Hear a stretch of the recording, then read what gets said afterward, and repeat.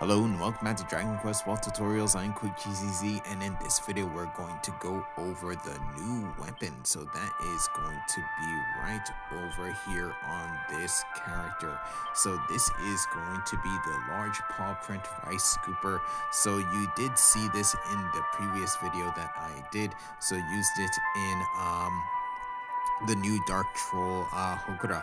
So this is actually going to be a very interesting weapon, especially using it both on the field and also in Hokura and possibly boss battles, because of its actually unique debuff, which is actually going to be new, which is going to be deep sleep. So compared to the regular sleep debuff, so it makes it actually harder for enemies to actually get out of deep sleep, and also will lower their defenses as well. But now I actually want to go ahead and break this weapon down.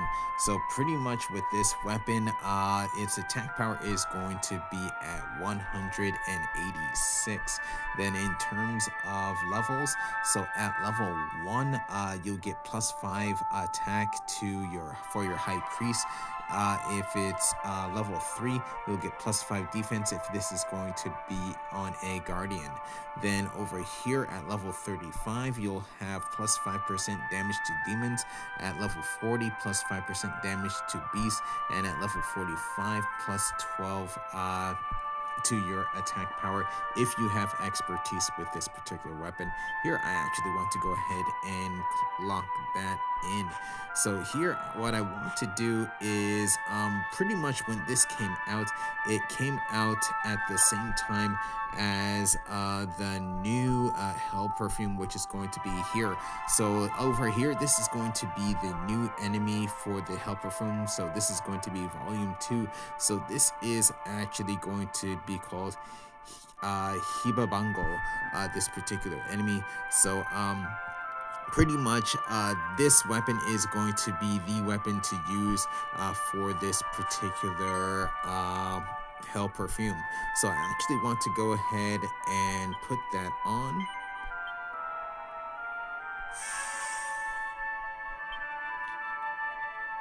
So Hibabango is popped on the field. So here, going to be on the field.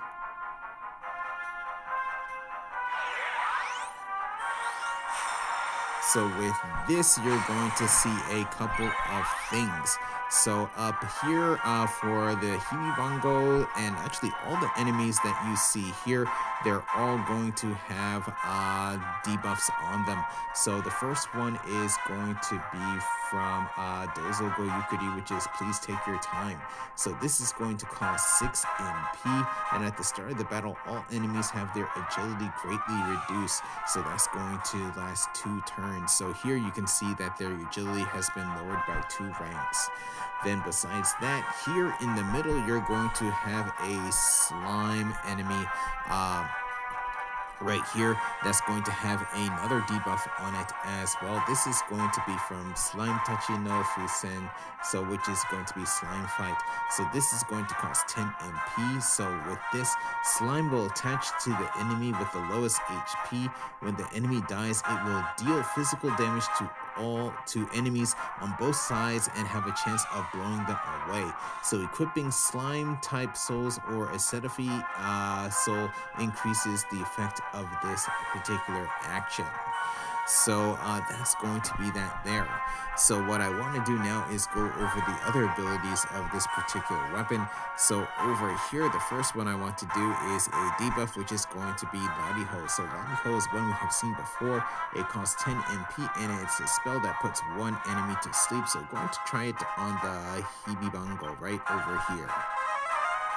So in that case, it worked.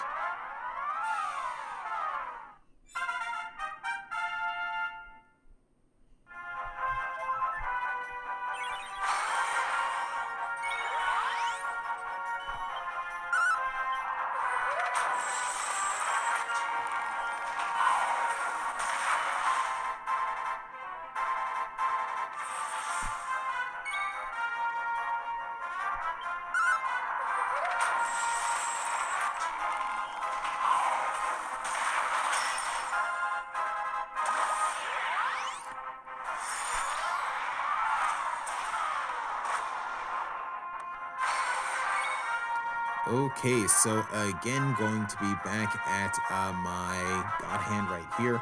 So the next ability that I actually want to go over is going to be this one right over here, which is going to be the Harapeko Mo attack, which is going to be the Fierce Hunger attack. This is going to cost 46 MP. This does 880% physical technique damage to one enemy and recovers a certain amount of MP depending on the amount of damage done, with the max of it being 40 MP. So going to be like this. So there, actually, I was able to get 40 MP.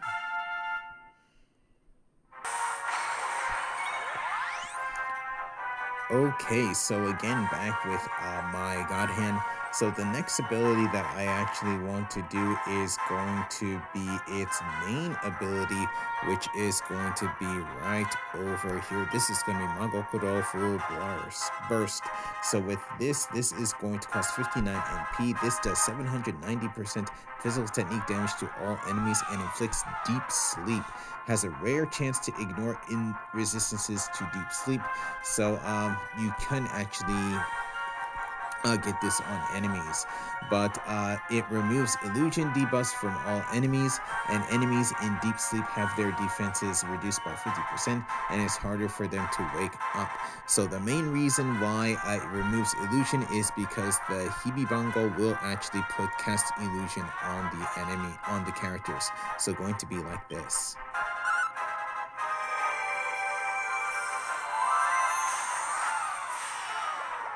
So in this case, Hibibango is actually now put to sleep, so his defenses are going to be reduced by 50. Okay, so here back again with this particular team. So here you're actually going to see that all of them actually have the same amount of HP, so they're all going to have the slime fight debuff on them. So killing any of these will actually most likely blow each other away. So here, going to go ahead, use full burst. So all of them put to sleep.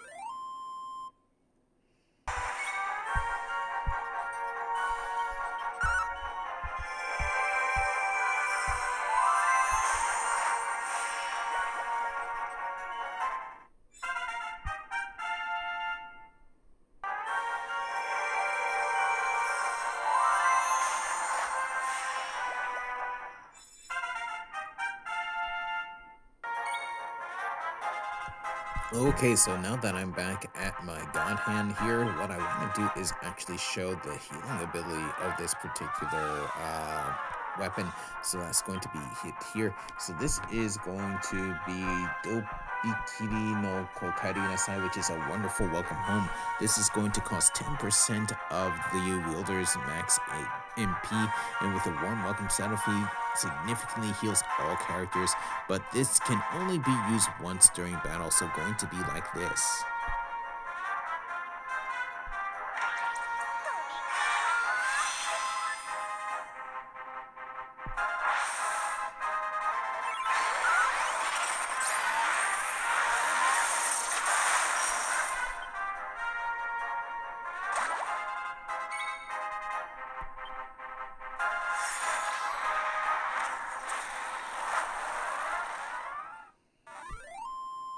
Okay. So this is actually a red soul. Here I get a D. Okay, so that was my battles against the new helper from enemy, so the Hibibungo. But yeah, so this is going to be the new weapon. So as you did see throughout the several battles that I did, this weapon actually does go in. So this purpose is actually for this particular type of enemy, but you also did see that pretty much none of the enemies were hardly able to actually attack me, mainly because of the abilities of this weapon, having my agility, having their enemy agility decrease, and having this weapon being able to put enemies to sleep. So now I want to actually go ahead and give these a score. So in terms of sudden activation abilities, I'm going to give it a 5. So one of the things that makes this weapon unique is that both of its sudden activation abilities are debuffs, and both debuffs happen to be quite good. So being able to greatly lower the agility of the enemies is very useful in battles, especially when the enemies have high agility and devastating attacks, which can give you the advantage to take them out before they can take action. So with Slime Fight, you're able to debuff the enemy with the lowest HP and possibly have them blow away enemies when they fall in battle, which almost makes it similar to an instant death skill. So that's actually quite good. So in terms of field battles, as you saw in the battles that I did, this worked out quite well, so I would give this a 5 definitely. So with the main ability of this weapon, you're able to deal damage to the enemies and put them in a deep sleep in which it is hard for them to wake up from, and they take more damage. So if you're able to pull this off with a character with high agility, almost every battle can be easy to get through, and you will be able to avoid some damage. So also you'll also be able to replenish MP with one of the abilities as well, so it will take longer for your characters to go through all of their MP. Then since this particular weapon does not have any abilities that do damage to metal type enemies, I want to actually change the category to here to support, which actually is also a 5. So the main purpose of the weapon is to debuff the enemies and to give the party an upper hand in battle by hopefully finishing off the enemies before they are given a chance to attack. Again, a weapon like this should be on a character that has high agility, so that right from the beginning they can put the enemies to sleep and lower their defenses as well. In terms of boss battles, while this weapon is mainly made for the most recent helper from enemies, so the Hibibanga, it can be very effective in Hokuda battles, which I have experienced quite a bit, and you did see in the previous video. So being able to put enemies asleep really puts you at an advantage, and in a Hokuda battle, it makes the battle go much smoother than it normally would. Also, while I have not tried this weapon against Mega Monsters, since it does have a chance to ignore enemy resistances to sleep, this can be quite useful in upcoming battles. So future use for this particular weapon, I'm actually going to give it a 3 here. So while this weapon has some very good debuffs and can be very essential for taking down enemies, it does lack a little bit in power, and it does have an ability that can deal great damage to metal, and it does not have ability that can deal damage to metal type enemies unless it is a critical hit. So I won't be using this often so often on the field. You will definitely see me use this in some boss battles and Hokuda. So the total score for this is going to be a 23. So if you have any weapon, if you don't have any weapon that deals damage to metal type enemies, pretty much I would probably recommend this one, as it can give you the necessary advantage in battle to win and possibly not take damage if you are lucky. But this is a weapon that I will enjoy keeping in my inventory. But in terms of fighting metal enemies on the field, they will still have the advantage unless you are using king time in that case. But yeah, so that's going to be this particular weapon here. So that's going to be it for this video. So most likely the next video that I will do is going to be on the updates for November 13th, so please stay tuned for that. But also most likely at some point I will do the super high difficulty quest for the 6th anniversary event, and I also want to go over the bosses for the main quest story 17 as well, so please stay tuned. But with that said, going to end this video here, so thank you for watching. If you enjoyed the video, please leave a like. If you would like to see more, please subscribe, and I will see you in the next video.